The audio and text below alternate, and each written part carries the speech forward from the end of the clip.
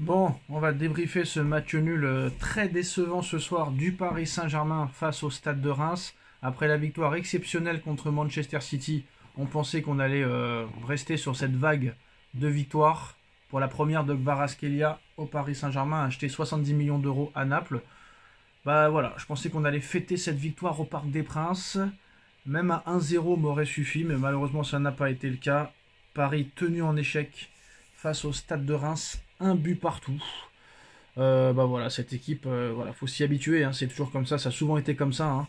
Que ce soit à l'époque de Laurent Blanc, à l'époque de Galtier, de Pochettino, de Thomas Tuchel, de Unai Emery, ils aiment bien gâcher la fête. Voilà, moi je me rappelle d'un match contre Chelsea, on se rappelle tous, en 2015, le 2 buts partout, la tête de Thiago Silva et David Luiz, c'était la folie, et 3 jours plus tard, on perd un match contre Bordeaux, catastrophique, où il y avait une erreur d'arbitrage, je me rappelle, mais bref, voilà. On n'est pas en 2015, on est en 2025, c'était il y a 10 ans déjà, vous vous rendez compte, c'était il y a 10 ans. Donc, bah, ce soir, l'arbitrage catastrophique, hein, ce soir, l'arbitrage. Hein.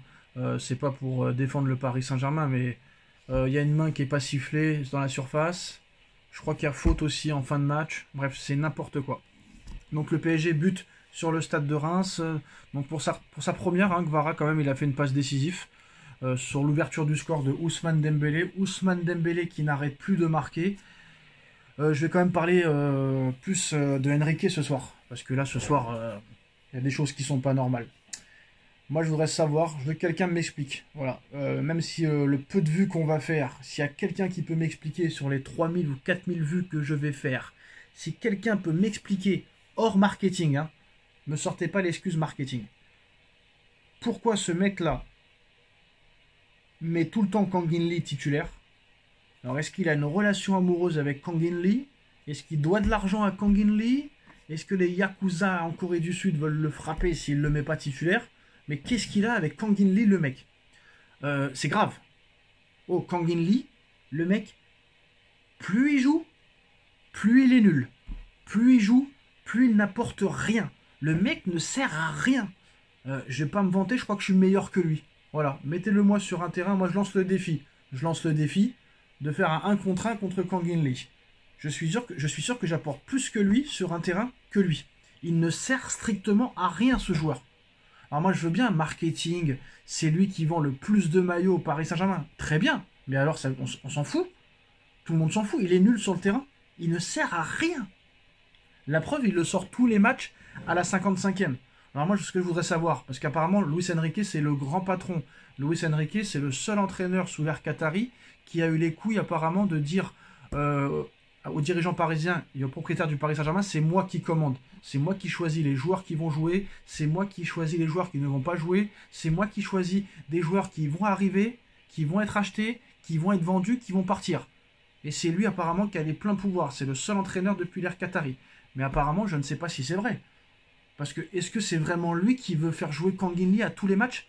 Alors que Asensio, en 5 minutes à la fin du match, a fait plus que lui, a fait plus que Kangin Lee sur les 10 derniers matchs. Qu'on vient de me dire en face que Kangin Lee est plus fort qu'Asensio. Qu'on vient de me dire en face que Asensio est moins fort que Kangin Lee. Asensio est 100 fois plus fort que Kangin Lee. Kolo Muani était 100 fois plus fort que Kangin Lee. D'ailleurs, Kolo Muani a marqué ce soir contre la Juventus de Turin pour son premier match avec la Juve. Mais c'est une énigme, Kangin Lee. C'est une énigme nationale. Et il n'y a personne qui se pose la question. Ni RMC, ni l'équipe 21, ni les guignols de YouTube.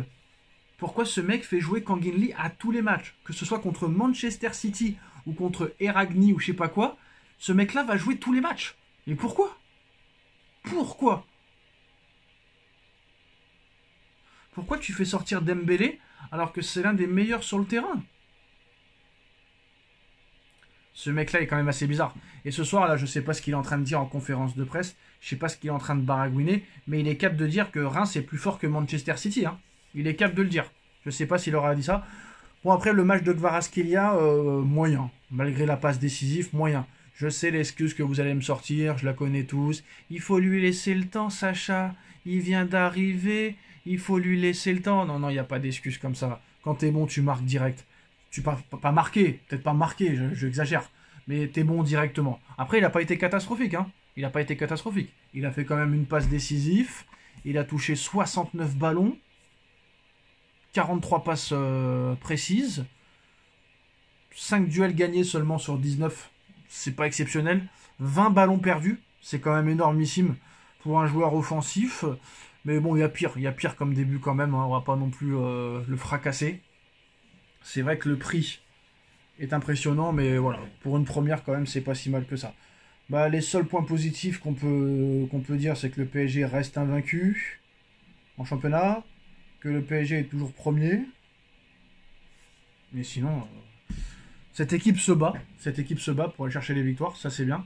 Mais bon, Donnarumma, il va falloir lui dire au revoir. Voilà, il va falloir lui envoyer une lettre et lui dire ça y est, c'est terminé. Trouve-toi un club et dégage. Parce que ce mec-là, il sert à rien. Voilà, je vais pas vous mentir, il sert à rien. Malheureusement, les 3 gardiens qu'on a, ils sont nuls. Donc, faut bien faire jouer le moins nul des nuls. Et le moins nul des nuls, malheureusement, c'est Donnarumma. Voilà. Les 2 autres ont eu leur chance, ils ont foiré. Bon, t'as pas le choix. T'as pas le choix, c'est ça ou rien. Ou sinon, t'achètes un gardien avant la fin du mercato. Mais bon, on est déjà le 25 janvier. Le 31, c'est terminé. C'est passé très vite, donc voilà. Mais je pense quand même qu'il y a un problème dans la défense. Faut pas s'emballer non plus sur ce match de Manchester City. Mais là, je pense qu'il faut absolument un défenseur central. Hein. C'est obligatoire. Il faut absolument un défenseur central du niveau de Pacho. Voilà. Il faut un défenseur central du niveau de Pacho. Et puis moi, je comprends pas Enrique. Il sort Dembélé, il sort Kangin Lee, 2 joueurs offensifs, et il te fait rentrer Vitinha plus Pacho. Ça veut dire qu'il te sort 2 attaquants pour te faire rentrer un défenseur central et un milieu défensif. Alors qu'il y a match nul et que tu dois gagner.